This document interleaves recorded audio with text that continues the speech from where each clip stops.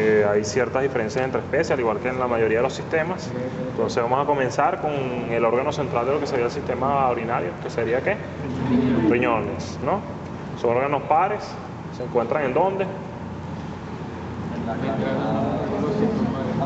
La entrada de los músculos sublumbares, ¿okay? Cavidad abdominal. ¿Y qué otra cosa hay ahí? ¿Qué otro detalle? Con respecto a la izquierda y al derecho, ¿qué pasa allí?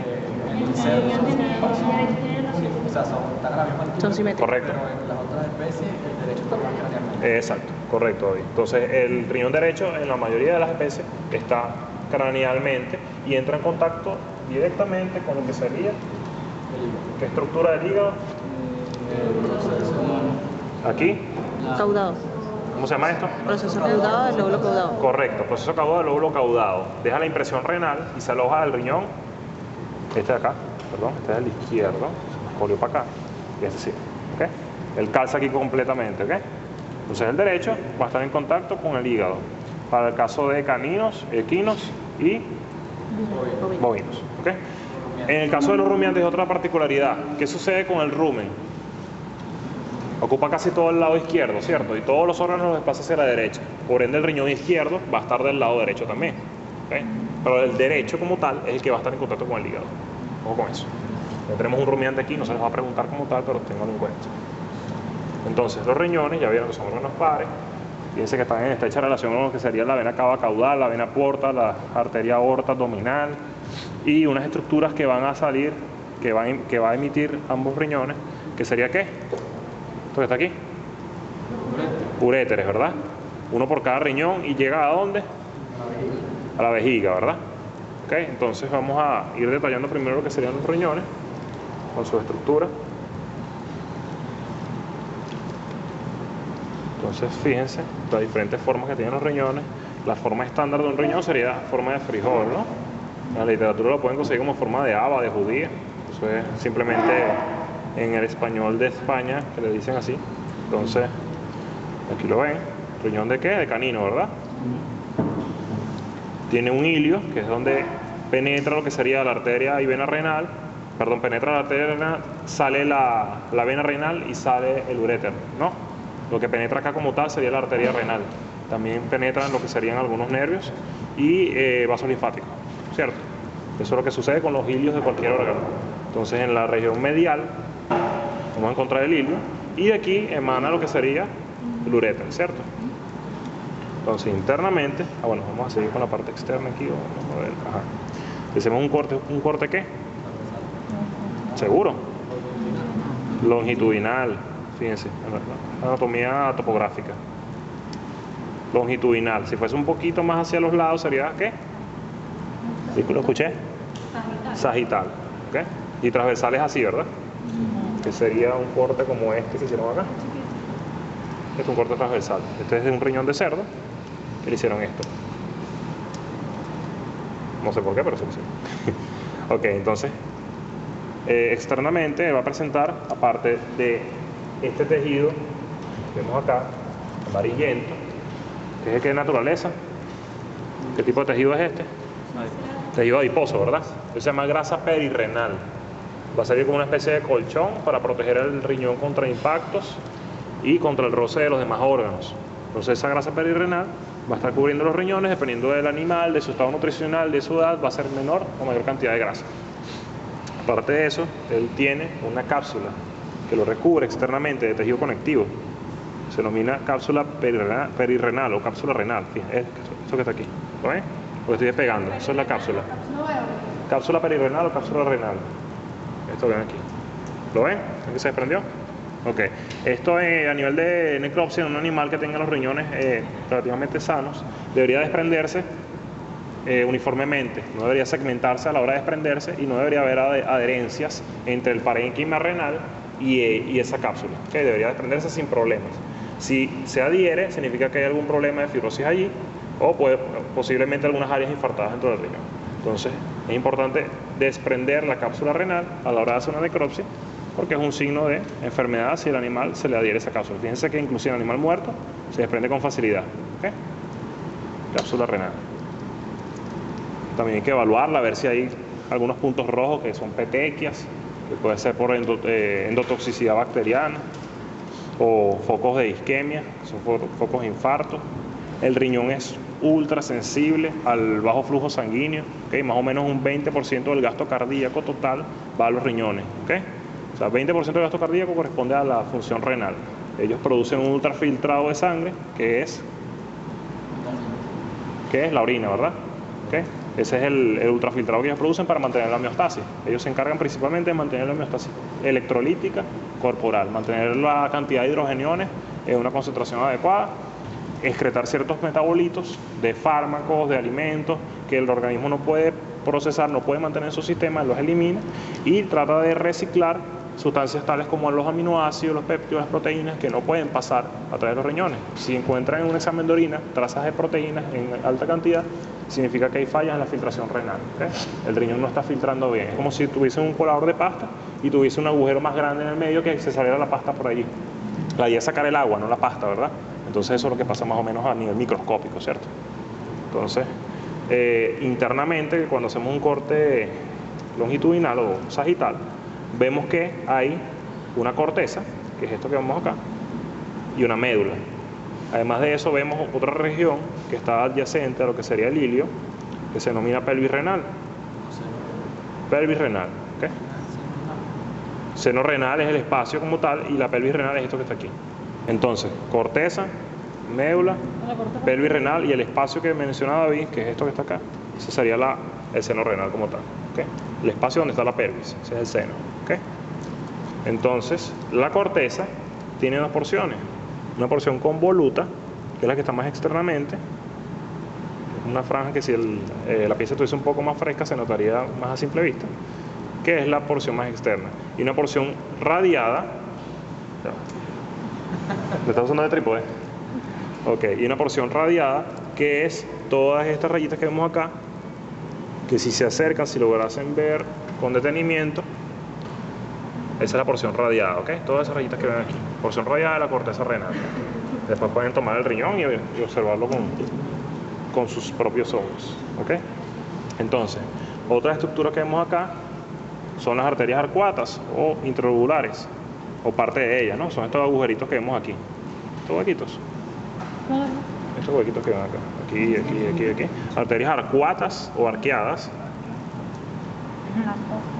O interlobulares. Lo ven aquí también. Huequito, huequito, huequito, huequito. Estos que ven aquí. ¿Ok? ¿Sí lo vieron? Parte de la irrigación renal. Ok. ¿Qué otra cosa podemos ver acá?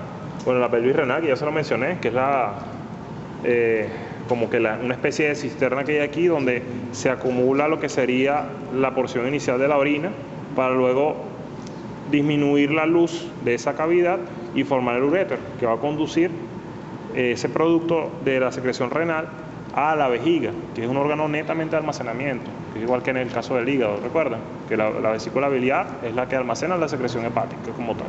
Bueno, la vejiga almacena la secreción renal. Recuerden que tiene un componente exocrino y endocrino. ¿Okay? Entonces, ¿cuál sería el endocrino, recuerdan?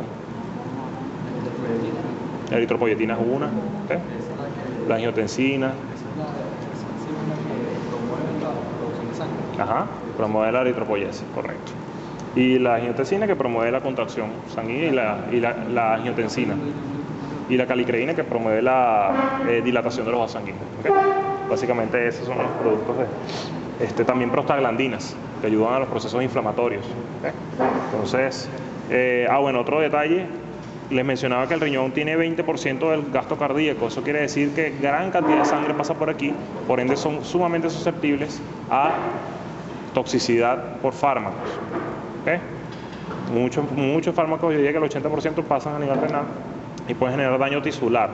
Y son sumamente sensibles también a la falta de oxígeno, a la falta de sangre, a la isquemia, a la hipoxia y al infarto. Es muy fácil que un riñón, por simplemente deshidratación, comience a fallar, o por una hemorragia pueda fallar los riñones. Entonces tienen que estar muy pendientes con eso, sobre todo en animales deshidratados a la hora de administrar fármacos como los AINES, que son los antiinflamatorios no esteroideos, ¿okay? Los analgésicos no esteroideos. Ellos atacan a nivel renal y si el animal está deshidratado, es mayor el daño. Entonces tienen que tener mucho cuidado con eso. Y algunos antibióticos que no se pueden administrar con los riñones por la deshidratación de cualquier animal. O sea, hay que tener en cuenta el estado de hidratación a la hora de aplicar cualquier fármaco. ¿El filtrado sanguíneo primero es el hígado? No, en realidad, bueno, prácticamente llegan, sí, pues se va distribuyendo y se va metabolizando parte en el hígado y otros se metabolizan más a nivel renal, dependiendo de las moléculas que sean, ¿okay? Eso va a ser dependiente de cada fármaco. Y sufre metabolismo hepático, renal, dependiendo de cómo sea, ¿okay? Para no desviarnos mucho. Fíjense la diferencia entre estos riñones, ¿no? Riñón de bovino, multilobulado, es la única especie de las domésticas que nosotros estudiamos que tiene el riñón externamente multilobulado. Fíjense que a pesar de que es lisa su superficie, hay separaciones entre él, ¿okay? Separaciones están dadas por lo que serían las pirámides renales con sus cálices y sus papilas. Serían estas, serían las pirámides renales que vemos acá. Pirámides renales, esto que vemos acá. La papila renal, que es el extremo de la pirámide, sería aquí. Esta puntita que vemos acá. Esto acá. Y lo que sería los cálices renales, que son estos que están acá. ¿Okay? Los espacios que hay entre las papilas. ¿Lo ven? Esos son los cálices. Y se forman todo esto acá, en conjunto, que en vez de tener una pelvis, los cálices desembocan directamente acá y luego forman el uréter. A diferencia del resto de las especies, ellos no tienen pelvis renal, tienen cálices mayores aquí, ¿ok? Sería todo esto acá, que también está infiltrado con tejido adiposo. Hay varias diferencias en el bovino, aparte de la forma, lo que le acabo de comentar acá. Para el caso del equino, tiene una particularidad, y es que su su riñón, del lado derecho tiene forma de corazón. Fíjense, inclusive internamente, parece el miocardio y el endocardio, ¿verdad? Si recuerdan, pareciera un ventrículo izquierdo con poca luz dentro del órgano. Fíjense también aquí ven la cápsula, ¿sí la ven? Lo que ven acá es la cápsula renal. Ven también que hay una serie de pirámides renales, papilas renales. Aquí estaría lo que se denomina el seno renal y la pelvis renal, que no está. Y luego se forma a nivel del ilio cada uréter. Del lado izquierdo, el riñón del equino tiene una forma más parecida a lo que sería el riñón del perro o del mismo suino, ¿okay? La diferencia que presenta él es que es alargado y aplanado. Fíjense, es alargado y aplanado lateralmente, ¿okay? Está como que aplastado. No, este es suino. O sea, te estoy hablando de que para el caso del equino es muy similar a la forma del suino, la forma del canino, porque es forma riñonada, forma de frijol, exacto. No tiene forma de corazón a la izquierda, a eso me refería. Y aprovechaba para comentarle que el encerdo está aplanado lateralmente, la gran diferencia que vemos. También presenta lo que serían los cálices renales, pero en él sí se forma una pelvis, que sería aquí, para luego formar el uretra. ¿Okay? Ya la ultraestructura microscópica y todo eso se habrán encargado de estudiarlo para histología o para fines de la prueba teórica. No entré en detalle mucho en eso. Tema un poco denso para estarlo mencionando ahorita, sobre todo porque tenemos que abarcar todo. Entonces, básicamente serían las diferencias a nivel renal, las que vamos a tocar en la práctica. Y ahora sí llegamos a vejiga. ¿Okay? El órgano de almacenamiento sería esto que vemos acá. Fíjense la forma que hay aquí en el perro, el pequeño tamaño que tiene. Es importante que ustedes sepan cómo palpar la vejiga de un animal vivo, sobre todo en caninos y felinos, ¿okay? Que son los animales donde más se puede llegar a palpar estas estructuras. Sobre todo porque hay muchas enfermedades que cursan con retención urinaria, por ejemplo cálculos uretrales o cálculos vesicales, en los cuales el animal simplemente llega a consulta porque no está orinando, y ustedes simplemente con hacer tacto en la vejiga pueden constatar que está muy pletórica, está llena, y si hacen presión y no hay vaciado o que salen pocas gotas y el animal presenta dolor, puede que haya un cálculo uretral, y se puede resolver sondeando al animal con una sonda uretral o con cirugía, ¿okay? Dependiendo de si el sondaje no funcionó, ¿vale? Entonces también otra utilidad de saber dónde está la vejiga y cómo palparla es la cistocentesis. ¿Han escuchado de eso? Cistocentesis es punción. Todo lo que tenga centesis en la palabra como tal es punción, ¿okay? Punción. La cistocentesis es punción de